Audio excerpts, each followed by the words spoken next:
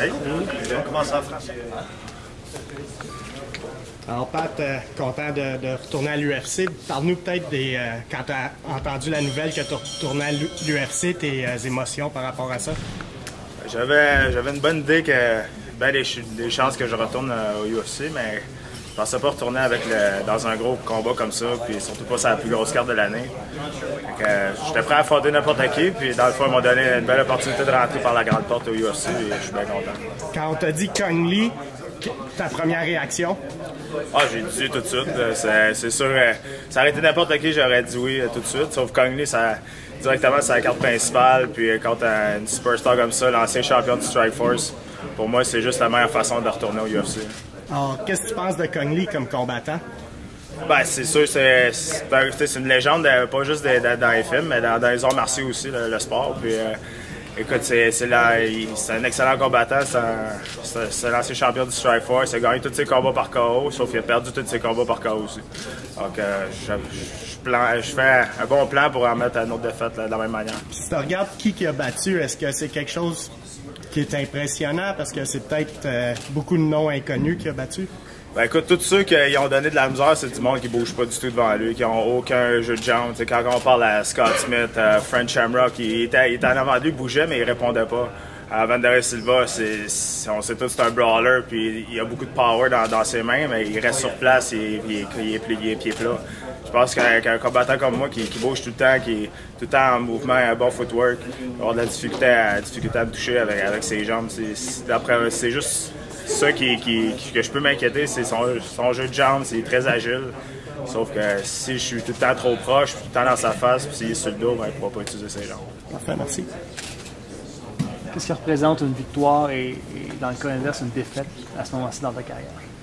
Ben, une victoire, pour moi, c'est retourner dans un gros combat comme ça, c'est sûr, je suis back in the mix, comme on dit. Je suis direct à retourner peut-être lancer vers une autre route vers le title, même si c'est mon premier combat que je retourne au UFC.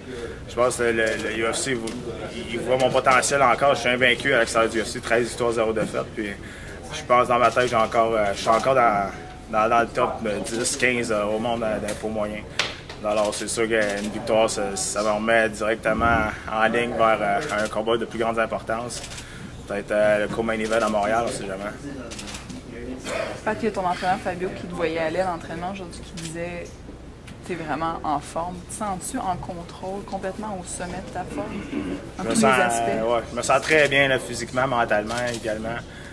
Ça fait longtemps que je ne me suis pas bien senti. J'ai tout le temps été bien physiquement, mais mentalement, ça fait longtemps que je n'ai pas été aussi bien préparé comme ça.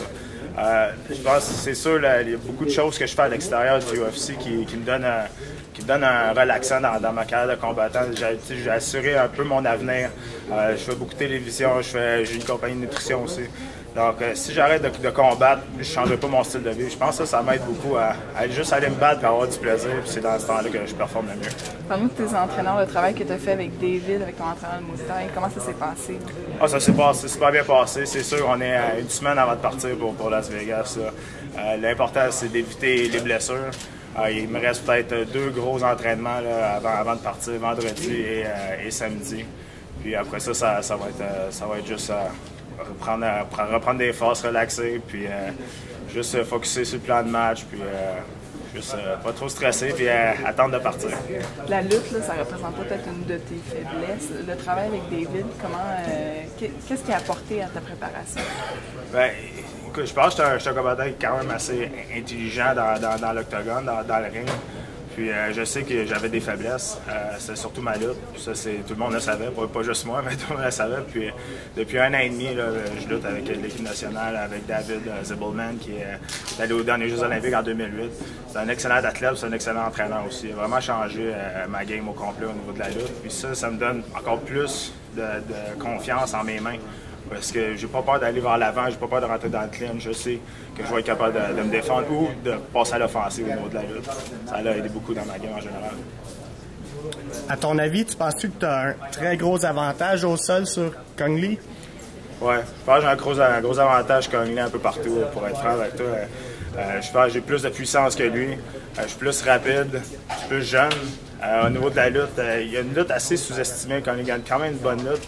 C'est une lutte un peu plus traditionnelle américaine, un peu power double leg.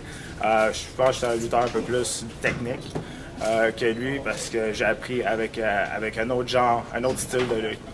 Au niveau du sol, écoute, je pense que mon sol est largement meilleur que le sien.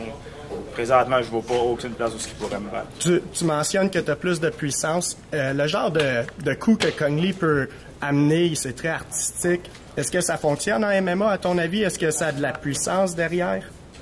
Ça fonctionne si tu le laisses faire. C'est sûr que si tu lui donnes l'occasion, si tu lui donnes l'espace, si tu lui donnes, si tu mets pas de pression sur lui et tu t'attends, c'est sûr qu'il va te faire mal pareil. Parce que c'est spectaculaire puis il est très agile avec ses jambes. Sauf que si c'est toi qui fight, qui se bat comme tu es supposé être, tu mets beaucoup de pression avant et tu le fais reculer, il n'y a pas de personne qui va d'avoir de la puissance en reculant, surtout pas un gars qui utilise ses jambes comme lui. OK, tout le monde, on va faire